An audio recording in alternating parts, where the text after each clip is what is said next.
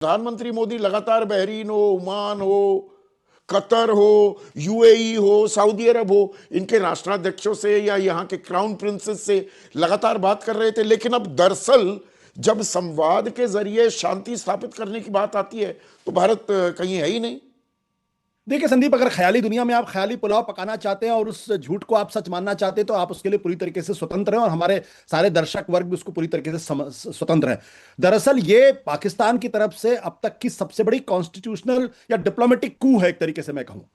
भारत की पूरी विदेश नीति, खासतौर पर नरेंद्र मोदी की सरकार आने के बाद से ये विदेश नीति ये थी कि पाकिस्तान एक रोग स्टेट है, पाकिस्तान एक फेल्ड स्टेट है, पाकिस्तान दुनिया को आतंकवाद को एक्सपोर्ट करता है। और वो पाकिस्तान जो रोग स्टेट था, फेल्ड स्टेट था, टेररिस्ट स्टेट था, वो पाकिस्तान आज दुनिया की सबसे बड़ी क्राइसिस में मध्यस्थ बनकर उभर रहा है।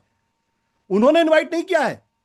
असीम मुनीर अमेरिका के राष्ट्रपति से बात कर रहे हैं, पाकिस्तान का प्रधानमंत्री वो ईरान के राष्ट्रपति से बात कर रहा है, वहां के जो विदेश मंत्री इशाक डार वो बात कर रहे हैं, तुर्की उसमें हिस्सा ले रहा है, इजिप्ट उसमें हिस्सा ले रहा है, और भारत जो अपने आप को विश्वगुरु कह रहा था वो कहीं नहीं है। मतलब अगर भारत की विदेश नीति का फेलियर नहीं तो फिर क्या हो सकता है। और कल आपने प्रधानमंत्री जी का भाषण जब लोकसभा के अंदर सुना तो उसके बाद जो तमाम टीवी चैनल्स में जो आवाजें उठ रही थी, देखिए प्रधानमंत्री जी ने बोला और उसके कुछ समय के बाद ट्रंप ने जो है वो पॉज का ऐलान कर दिया। अब अगर इस बैंकरप्सी को आप क्या कहेंगे? हम अगर अभी भी ये मानने के लिए तैयार नहीं कि हमारी विदेश नीति दरअसल इस वक्त सिर के बल खड़ी हुई है और पाकिस्तान जो है वो दुनिया में एक्सेप्टेबल है और भारत की कोई भूमिका नहीं है, तो आप काहे के विश्वगुरु हैं? हमारे आत्मसम्मान को चोट शशि पहुंचती है। थरूर कहते हैं हमें ग्रैंड स्टैंडिंग की जरूरत क्या है, why do we need to grand stand, हमें बड़ा एक वो अपनी छवि के अनुरूप उस भूमिका में आने की जरूरत क्या है। आराम से साइड में बैठो, वो वहां जो हो रहा है हमें अपने हित साधने, हम हित साधें। मैं तो संदीप ये कहता हूं कि आप शशि थरूर साहब इंटरव्यू करिए इस वक्त कि पाकिस्तान की जो भूमिका इस वक्त अंतरराष्ट्रीय क्राइसिस में हो रही है और भारत की वो क्या है।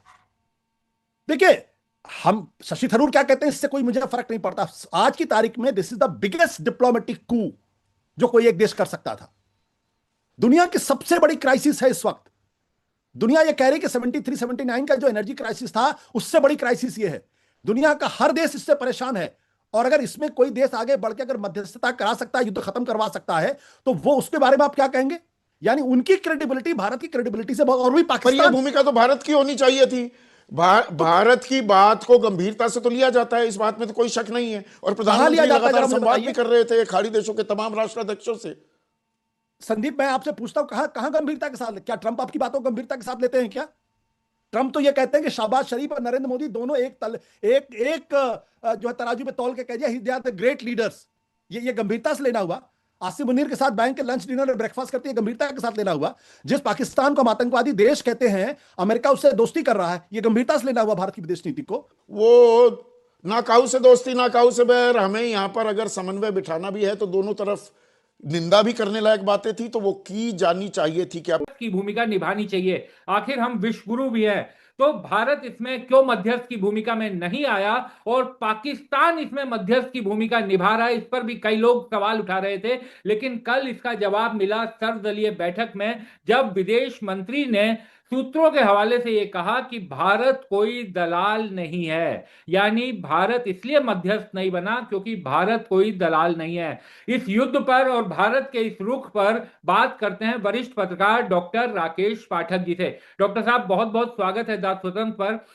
तो डॉक्टर साहब, अब तो जवाब मिल गया आप लोगों को और तमाम लोगों को जो सवाल उठा रहे थे कि भारत क्यों नहीं मध्यस्थ की भूमिका निभाता, जबकि भारत की पोजीशन हमेशा से, सालों से, दशकों से बहुत मजबूत वैश्विक मंचों पर रही है। तो हमारी पोजीशन के कारण नहीं, बल्कि क्योंकि हम दलाल नहीं है, इस कारण ये मध्यस्थता हमने नहीं की है। देखिए विक्रांत जी, हमारे दर्शकों के लिए थोड़ा सा अपडेट कर दें कि ये सवाल आया कहां से। कल सर्वदलीय बैठक थी इसी वैश्विक संकट को लेकर। उसमें तारिक अनवर ने, जो कांग्रेस के नेता हैं, सांसद हैं, उन्होंने सवाल पूछा कि ये मध्यस्थता ईरान, इजराइल, अमेरिका के बीच जो बातचीत है वो इस्लामाबाद में क्यों हो रही है, भारत इस भूमिका में क्यों नहीं है। विदेश मंत्री एस जयशंकर ने कहा कि भारत दलाल देश नहीं है, पाकिस्तान जैसा दलाल देश नहीं है, इसलिए हम ये सब नहीं कर रहे हैं। अब इसकी व्याख्या कर लेते हैं। नंबर एक, एस जयशंकर भारतीय विदेश सेवा में रहे हैं, उनसे ऐसे बयान की अपेक्षा नहीं की जा सकती। नंबर एक, किन्हीं दो देशों या तीन देशों में चल रहे संघर्ष के समय मध्यस्थता करना दलाली नहीं होती। अगर ये दलाली है तो पहला सवाल तो मेरा ये है कि एस जयशंकर का एक बयान अभी वायरल हो रहा है, किसी चैनल के कॉन्क्लेव में वे गए थे, जिसमें वे दावे के साथ तारीख और समय अवधि सब बता रहे हैं कि मैं उसका साक्षी हूं, भारत ने मध्यस्थता की थी, वॉर रुकवाया था। और वो तो आपको याद ही होगा, वॉर रुकवा दी पौ पौ। तो मेरा पहला सवाल यह है कि यूक्रेन रूस युद्ध रुकवाने में, मध्यस्थता करवाने में पौ पौ ने कितनी दलाली खाई थी। मैं चाहता हूं 10 सितंबर का ये सवाल उन तक पहुंचे, वे बता दें कितनी दलाली खाई थी। उस दिन तक भारत दलाल देश था क्या, अगर जयशंकर की परिभाषा को ही माने तो। नंबर दो, दो देशों या तीन देशों या चार देशों, संघर्षरत देशों के बीच समझौता वार्ता कराना, मध्यस्थता कराना दलाली नहीं होती, बल्कि उस देश का इकबाल होता है, उस देश का जलवा होता है, उसकी वैश्विक बिरादरी में हैसियत होती है कि आपको कोई सरपंच बनाए, आपको कोई पंच परमेश्वर की कुर्सी पर बिठाए और कहे कि हमारे झगड़े को सुलझा दीजिए। और यह तब होता है जब आपकी सचमुच में वैसी साख होती है, जैसी साख इस देश की आजादी के चंद सालों बाद दुनिया में बन गई थी। कोरिया युद्ध 50 के दशक में चल रहा था, लगभग ऐसे हालात हो गए थे कि दुनिया को लगने लगा था कि तीसरा महायुद्ध होने वाला है। दोनों शक्तियां आमने सामने थी। पंडित जवाहरलाल नेहरू ने कोरिया युद्ध में मध्यस्थता की, उस लड़ाई को विश्व युद्ध में बदलने से रोका गया, और पंडित नेहरू की उस भूमिका को पूरी दुनिया ने माना। उनकी मध्यस्थता विदेश नीति की किताबों में पढ़ाई जाती है। मध्यस्थता दलाली नहीं होती जयशंकर। नंबर टू, जब भारत और पाकिस्तान का युद्ध चल रहा था, लाल बहादुर शास्त्री प्रधानमंत्री थे जी। तब युद्ध विराम हुआ और समझौता वार्ता हुई ताशकंद में, उस वक्त के यूएसएसआर में, सोवियत संघ में। तो क्या सोवियत संघ दलाल देश था, जिसकी धरती पर जाकर लाल बहादुर शास्त्री जैसे प्रधानमंत्री ने समझौता किया? एक और उदाहरण सुन लीजिए। विश्व बिरादरी में, दुनिया के इतिहास में कैंप डेविड समझौता एक मील का पत्थर माना जाता है। मिस्र इजराइल के बीच दशकों से लड़ाई चल रही थी। अमेरिका के राष्ट्रपति थे जिमी कार्टर। कैंप डेविड एक रिजॉर्ट जैसा है, अमेरिका के राष्ट्रपति का एक तरह से कहना चाहिए ऐशगाह है, विश्राम गृह। जिमी कार्टर 13 दिन तक लगातार, अमेरिका का राष्ट्रपति जिमी कार्टर मिस्र इजराइल के मुखिया को लेकर बातचीत कर रहा है, उनके दलों से बात कर रहा है, और अंत में वो कैंप डेविड समझौता हुआ। मिस्र की तरफ से अनवर सादात ने और इजराइल की तरफ से मेनाचेम बेगिन ने दस्तखत किए थे। तो क्या जिमी कार्टर या यूएसए, अमेरिका जैसा देश दलाल देश था?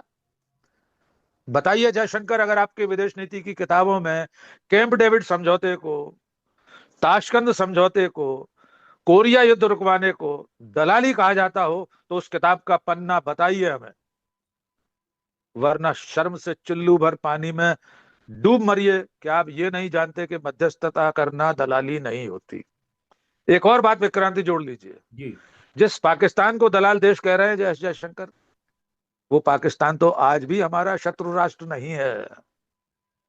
भारत सरकार की औपचारिक उद्घोषणाओं में पाकिस्तान को शत्रु राष्ट्र नहीं माना गया है।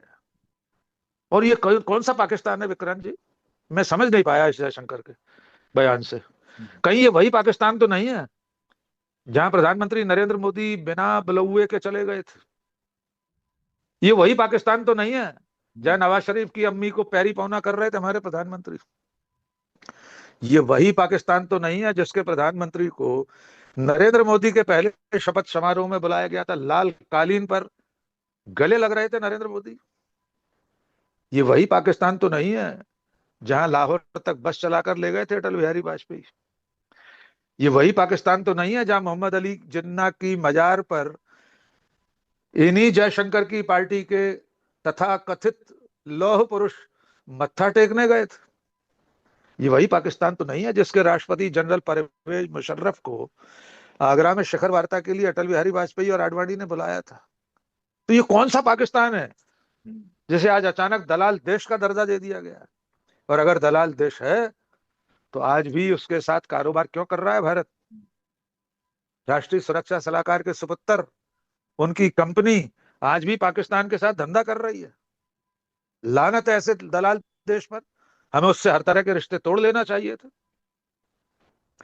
तो मैं समझता हूं विदेश नीति के मोर्चे पर देश के विदेश मंत्री का इस तरह का बयान भारी भूल है, न केवल भूल है बल्कि जघन्य मूर्खता है। जी विक्रांत जी, सस्ता होगा। तो इस समय दुनिया भर के देश ये कोशिश कर रहे हैं कि ये जंग किसी तरीके से सुलझे, और अगर कोई मध्यस्थता कर रहा है, कोई भी देश अगर मध्यस्थता कर रहा है, उसके बिल्कुल बारे में इस तरीके के शब्द सुनकर इसका वैश्विक राजनीति में क्या इसको अन्यथा नहीं लिया जाएगा? क्योंकि दुनिया भर के देश इस समय चाह रहे हैं कि ये युद्ध किसी तरीके से रुके। बिल्कुल लिया जाएगा। देखिए, एस जयशंकर न केवल भारतीय विदेश सेवा के अधिकारी रहे हैं बल्कि चीन, अमेरिका जैसे देशों में राजदूत रहे हैं। दुनिया में बड़े बड़े वैश्विक मसलों को उन्होंने बहुत करीब से देखा है। और भारतीय विदेश सेवा का अधिकारी तो पहले दिन से आईएफएस में सेलेक्ट होने के बाद से विदेश नीति का अध्ययन करता है। उससे तो पढ़ाया ही जाता है यही सब कि अंतरराष्ट्रीय राजनय क्या है, डिप्लोमेसी किसे कहते हैं, कूटनीति में क्या होता है।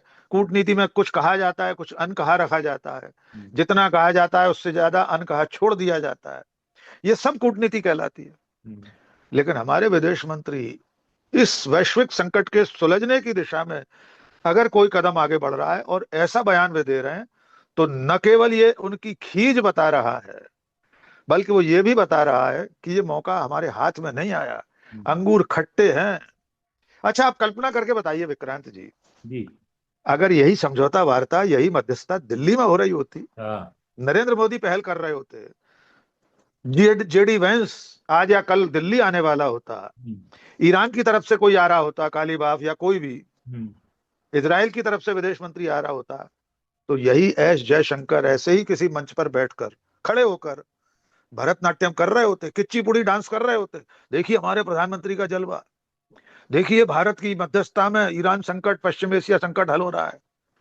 लश्करे नोएडा के गोदी मीडिया के चैनल तांडव कर रहे होते, खुशी से नाच रहे होते, पग घुंघरू बांध मीरा नाची की तरह नाच रहे होते नरेंद्र मोदी के जलवे को लेकर। व्हाट्सएप यूनिवर्सिटी पर, सोशल मीडिया पर सुनामी आ गई होती कि देखिए भारत मध्यस्थता कर रहा है। चूंकि हमें यह अवसर नहीं मिला, इसलिए आप अपनी खिसियानी बिल्ली खंबा नोचे वाला काम कर रहे हैं और इससे उल्टा नुकसान कर लिया है। हम विदेश नीति के मोर्चे पर वैसे ही पिछले आज 26 तारीख हो गई, युद्ध शुरू हुए 27 दिन हो गए। तो ये थी आज की वीडियो। अगर आप भारतीय मीडिया का रिएक्शन देखना और सुनना पसंद करते हैं तो ज़ेड क्रिकेट को सब्सक्राइब करें, बेल आइकन पे क्लिक कर लें ताकि जैसे ही कोई नई वीडियो आए आपके पास फौरन से नोटिफिकेशन आ सके। इसके अलावा आप हमें फेसबुक और टिकटॉक पर भी फॉलो कर सकते हैं, लिंक आपको डिस्क्रिप्शन में मिल जाएगा। इंशाल्लाह अगली वीडियो में मुलाकात होगी, तब तक के लिए अल्लाह हाफ़िज़।